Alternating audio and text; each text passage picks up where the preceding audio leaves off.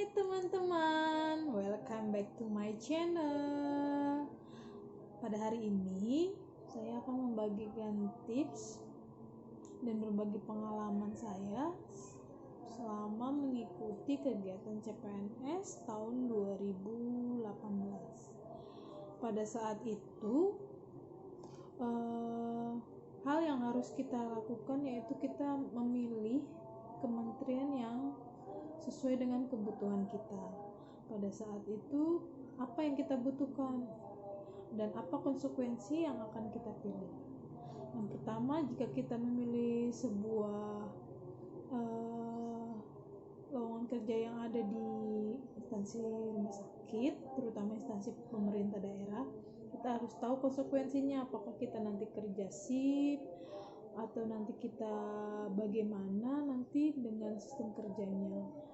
Lalu jika kita memilih di kementerian, kita memilih seperti apa, dan kita nanti di sana sebagai apa. Lalu untuk tips berikutnya yaitu dalam memilih lowongan yang ada, kita harus juga memilih atau memikirkan peluang yang ada. Misalnya jika di sebuah kementerian, kita pilihlah kementerian yang memang jarang peminatnya. Mungkin emang kita banyak orang yang berpikir sih, tapi paling seenggaknya kita memikirkan peluang yang paling besar dibanding kita harus memilih peluang yang jauh banyak orang peminatnya. Pada saat itu saya memilih sebuah kementerian yang emang mungkin orang lain tidak berpikiran ke arah sana, jadi saya memilih hal tersebut karena menurut pengalaman seperti terdahulu, misalnya kita memilih sebuah instansi yang ramai sekali, maka daya saingnya juga semakin kuat. Makanya dalam hal ini jika kita ingin melamar CPNS, kita harus memilih peluang yang besar itu yang dimana. Hal yang pertama kita lakukan setelah itu yaudah kita memilih instansi. Pada saat itu melewat jalur online ya teman-teman.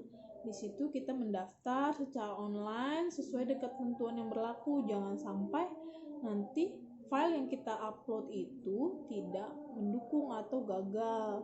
Di sana kita harus lebih teliti dalam pemilihan dokumennya. Harus upload fotonya berapa kilobyte kah atau berapakah, atau syarat-syarat yang harus diperlukan. Lalu untuk selanjutnya, jika kita lolos berkas, nanti kita siap-siap untuk tes SKD. Di dalam hal ini, dalam SKD kita nanti ditentukan juga tempat di mana kita tes, jam berapa kita tes, itu kita harus persiapkan. Dan juga bagi kita yang sudah bekerja, kita harus memaksimalkan waktu. Misalnya kita harus tukeran atau kita memilih libur atau cuti, karena kita nggak tahu nanti pada saat kita tes itu jamnya sesuai apa enggak. Karena beberapa pengalaman saya pernah jadi tes ternyata ada kondisi di mana jaringannya lemot, jadi kita harus mundur dari jadwal seharusnya. Itu juga kita harus pertimbangkan. Jangan kita langsung fokus jam segitu kita tes, nanti siangnya kita bisa bekerja lagi. Jangan seperti itu. Kalau bisa ya sehari itu kita luangkan, atau kita memilih jam kerja yang dimana kita bisa tes juga, namun kita bisa kerja juga. Di dalam SKD tersebut kebetulan saya kan studinya farmasi, jadi di situ masih berhubungan dengan hal-hal yang umum ya, yaitu berupa kenegaraan, lalu ada numerik atau hitung-hitungan, dan juga kayak logika. Dan di sini juga ada masing-masing setiap poin itu ada passing grade-nya. Jadi kita jangan senang dulu kalau misalnya nyata nilai akhir kita tinggi tapi kita tidak bisa melampaui passing grade yang ditetapkan. Karena banyak sekali pas tahun saya itu nilainya tinggi tapi passing grade salah satu dari poinnya, entah dia numeriknya atau pas tes psikologinya dia ada yang kurang, itu juga harus kita pikirkan. Jangan kita hanya biar nilai tinggi aja. Dan terutama kalau untuk SKD ini menentukan awal kita nanti lulus apa enggak. Jadi harus kita pikirkan baik-baik, dan di situ kita banyak belajar tentang umum sih, secara bahasa, lalu numerik, gitu-gitu, logika, dan juga attitude atau perilaku sih kayaknya ya. Dan pada saat saya itu banyak yang terkendala atau di bawah passing grade itu karena yang nilai perilakunya. Ya, kalau untuk SKB nanti di situ kita disiapkan. Pada saat itu sih saya masih bingung sebenarnya SKB itu apa aja yang kira-kira yang keluar. Tapi kalau menurut pengalaman saya, SKB itu tentang bidang kita sendiri sih teman-teman. Kalau misalkan kita berhubungan dengan farmasi, kita lebih pelajari aja tentang farmasi, yaitu tentang apotik, cara penyimpanan, penerimaan, pengelolaan, perbekalan farmasi, apa itu kartu stok, kapan kita melakukan stok opnam, itu sih kalau yang menurut saya. Tapi di sini kalian jangan mengecilkan dari bagian-bagian itu semua. Jadi kita harus SKD, berusaha untuk nilai kita juga lebih tinggi. Dan juga SKB, walaupun nilai SKB kan tidak sebesar dari nilai SKD, tapi jangan dianggap remeh, karena dengan nilai kita SKB kecil dengan SKD tinggi belum tentu juga kita lulus. Jadi semaksimal mungkin dua-duanya nilainya lebih tinggi lah, biar kita aman. Dan kalau untuk kementerian saya, setelah kita melakukan SKB, kita ada wawancara. Di sini sih poinnya lebih kecil, hanya 10%, tapi diusahakan kita maksimal juga, karena itu menentukan dari kelulusan kita juga. Kalau untuk wawancara di sini sih berhubungan tentang pekerjaan kita yang nanti akan kita lakukan di sana. Lalu setelah kita melakukan wawancara, biasanya nanti disitulah kita diinfokan kalau kita lulus atau enggaknya. Setelah wawancara, kita selang beberapa lama kita ada namanya pemberkasan. Di sini teman-teman, sebelum adanya info pemberkasan, kita harus mengetahui lebih rinci juga poin-poinnya, yaitu terutama fotokopi ijazah. Diusahakan fotokopi ijazah itu kita punya dari zaman SD sampai sekolah terakhir kita, karena kita nggak tahu kan kementerian kita itu butuhnya apa. Ya, untuk pemberkasan itu biasanya ijazah kita, STR kita, atau surat tanda registrasi kita itu jangan lupa.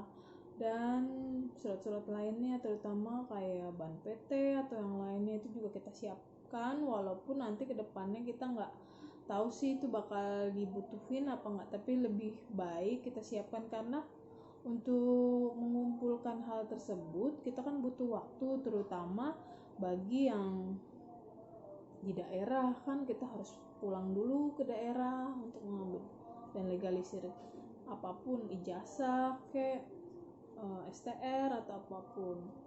Dan setelah kita pemberkasan, nanti kita diinfokan kembali kapan kita mulai masuk atau yang disebut dengan SPMT. SPMT itu nanti kita akan diberitahu pada saat itu sih selang sebulan atau 2 bulan saya dipanggil, dan di situ kita dikumpulkan, lalu kita diberikan informasi tentang apa aja yang kita bisa dapat, atau berapa gaji kita, cuti apa aja yang kita dapat di situ, dan gambaran tempat kerja kita yang nanti akan dilakukan. Kalau untuk di sini berbagai kementerian beda-beda. Kalau pas kebetulan saya langsung kerja pada saat Seninnya, jadi Jumatnya saya SPMT, lalu Seninnya saya udah mulai bekerja. Tapi untuk beberapa ada yang masih orientasi, itu kira-kira 2 minggu sampai 1 bulan, tergantung dengan instansinya. Kalau untuk orientasi selama TMT itu dihitung dari kita mulai masuk atau SK kita sampai nanti setahun kemudian kita menjadi CPNS itu setahun, dan TMT untuk menjadi PNS itu selesai sampai tanggal yang sama. Apabila itu tanggal merah, maka maju atau maju tanggalnya. Dan untuk CPNS kita tergantung kementerian sih. Kalau untuk di saya, untuk gaji itu, gaji pokok dan tunjangan itu kita memperoleh 80% dari gaji yang seharusnya, itu selama 1 tahun. Nanti setelah 1 tahun, di situ juga kita langsung menerima gaji 100%. Itu juga jaraknya nggak lama sih, paling 1 bulan, selang sebulan, maksimal 3 bulan lah. Jangan lupa untuk yang sudah berkeluarga dan punya anak, pada saat CPNS kita juga harus mengurus kartu suami atau kartu istri, dan juga surat-surat lainnya, karena itu mempengaruhi dari tunjangan keluarga. Dan dari gaji untuk CPNS kita udah dapat tunjangan beras, tunjangan keluarga atau suami atau anak, dan tunjangan umum. Sebenarnya sama hal sih dengan PNS ya, cuma bedanya 80% untuk gapok dan tunjangannya. Setelah itu kita mendapat juga namanya uang makan kita juga udah dapat selama CPNS. Dan setelah setahun, dalam setahun itu sih kita untuk memperoleh PNS, kita ada juga namanya latsar atau prajabatan. Di situ kita nanti akan ada jadwalnya, kita ditentuinya kapan. Kalau untuk saya, kita tuh latsar selama 3 bulan, tapi selama di asrama kita cukup 3 minggu di asrama. Nanti di situ kita banyak belajar tentang kewarganegaraan, bela cinta tanah air, dan juga masalah PNS atau kepemimpinan. Dan di situ juga kita banyak belajar dan juga ya kayak kuliah biasa aja. Dan di situ sebelum kita masuk, kita harus mempunyai masalah apa yang harus kita pecahkan dalam kondisi tempat kerja kita. Ya, dalam prajabatan tersebut, sebelum kita masuk, kita harus sebenarnya memikirkan apa yang harus akan kita lakukan demi menciptakan hal baru di tempat kerja baru kita. Itu sangat menentukan, karena kalau untuk 3 minggu di sana, kita karena jadwalnya padat, jadi kita semaksimal mungkin udah nyicil dari awal biar kita enak kesananya. Dan di situ nanti di akhir kita ada sidang juga. Ya, dalam membuat rencana kerja kita juga nanti ada rancangannya. Setelah rancangan kita bikin, lalu kita presentasikan sebelum kita terjun ke lapangan. Setelah oke dari pembimbing kita dan penguji kita, akhirnya kita aplikasikan ke tempat kerja kita. Dan di situ kita bisa tahu apa masalahnya, apa yang harus didukung oleh instansi dan lainnya. Setelah di akhir, nanti kita akan melakukan sidang kegiatan yang kita lakukan. Di situ ada penilaiannya, dan juga ada skor yang harus kita lakukan. Dan sebenarnya sih sersan serius tapi santai, tapi diusahakan maksimal mungkin, karena di situ kita banyak belajar apa itu PNS itu kita harus gimana, apa yang harus kita lakukan. Dan setelah prajabatan kita bisa kembali ke instansi kita sendiri untuk melakukan aplikasinya. Baik teman-teman, sekian berbagi pengalaman saya.